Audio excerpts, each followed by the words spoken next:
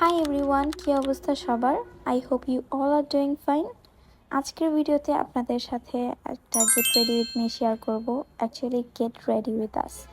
আজকে আমি, আমার ফ্রেন্ড আর আমার ছোট ভাই মিলে চলে গিয়েছিলাম ওয়ারিতে। অনেক দিন পর প্ল্যান করেছি যে একটু বাইরে বের হব।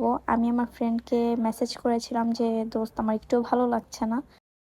এটা বলতে দেরি, লিটারেলি 30 মিনিটসের মধ্যে আমার ফ্রেন্ড আমার বাসায় চলে আসে। তো বাসায় আসার পর আমি রেডি হই, দেন আমার পাশাপাশি ও একটু টাচ আপ দেয়, দেন হচ্ছে একসাথে আমরা বের হয়ে যাই। সো সেই র্যান্ডম ক্লিপগুলোই আজকের ভিডিওতে আমি একটু গুছিয়ে শেয়ার করার ট্রাই করব। অ্যাকচুয়ালি ব্লগিং করা বা ওরকম টাইপের কোনো ইন্টেনশন নিয়ে আজকের ভিডিওটা আমি স্টার্ট করিনি। জাস্ট র্যান্ডমভাবে একটা মেকআপ টিউটোরিয়াল শ্যুট করেছিলাম, দেন ভাবলাম যে বাইরে যেহেতু যাচ্ছি সেক্ষেত্রে টুকটাক কিছু ক্লিপ নিব যেন পেজে আমি শেয়ার করতে পারি আর অ্যাজ এ মেমোরি থেকে যাবে। তো সেই হিসেবেই কয়েকটা ক্লিপ আমি নিয়েছিলাম। খুব বেশি জায়গায় ঘুরতে পারিনি। মেইনলি আমাদের ইচ্ছা ছিল রোজ গার্ডেনে যাওয়ার, তবে রোজ গার্ডেনে গিয়ে জানতে পারি যে রবিবার নাকি বন্ধ থাকে। তো সেই অনুযায়ী আমরা আর যেতে পারিনি, সেখানে আমরা ব্যাক চলে আসি। ব্যাক বলতে বাসায় তো আর ব্যাক করিনি, আমরা ওয়ারি চলে গিয়েছিলাম। ওয়ারি গিয়ে কিছু খাওয়া দাওয়া করেছি, স্ট্রিট ফুড ট্রাই করেছি। তারপর আমরা আবার শহীদ পার্ক রোডে ব্যাক করি, সেখানে এসে আমরা আবার কিছু স্ট্রিট ফুড ট্রাই করি।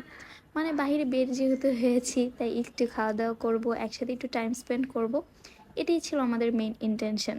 আর যখন থেকে আমাদের সেমিস্টার স্টার্ট হয় তখন থেকে আমরা অনেকবার প্ল্যান করেছি ঘুরতে যাব, কিন্তু কখনোই আমাদের প্ল্যানটা সাকসেসফুল হয় নাই। সবসময় প্ল্যান ক্যান্সেল হয়ে গেছে।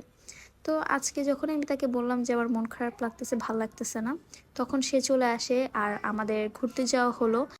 তারও কয়েকদিন আগে আমি মিমের সাথে ওয়ারি এসেছিলাম গ্ল্যাম ডাস্টে। সেখানে এসে আমি কিছু মেকআপ আইটেম কিনেছিলাম, কিছু স্কিন কেয়ার প্রোডাক্ট কিনেছিলাম যেগুলো আমার অনেক বেশি দরকার ছিল।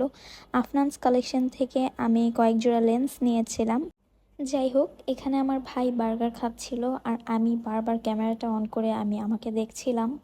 আর এই মেকআপ টিউটোরিয়ালটা কিন্তু আমি খুব তাড়াতাড়ি আমার পেজে আপলোড করব, যারা দেখতে চান তারা পেজের সাথে থাকবে। আর এই যে দেখতে পাচ্ছেন গরিব মানুষটা বার্গার নিয়েছে খাওয়ার জন্য, এই বার্গারটার প্রাইস শুনলে আপনারা অবাক হয়ে যাবেন। মানে এই বার্গারটার প্রাইস ছিল মাত্র 30 টাকা।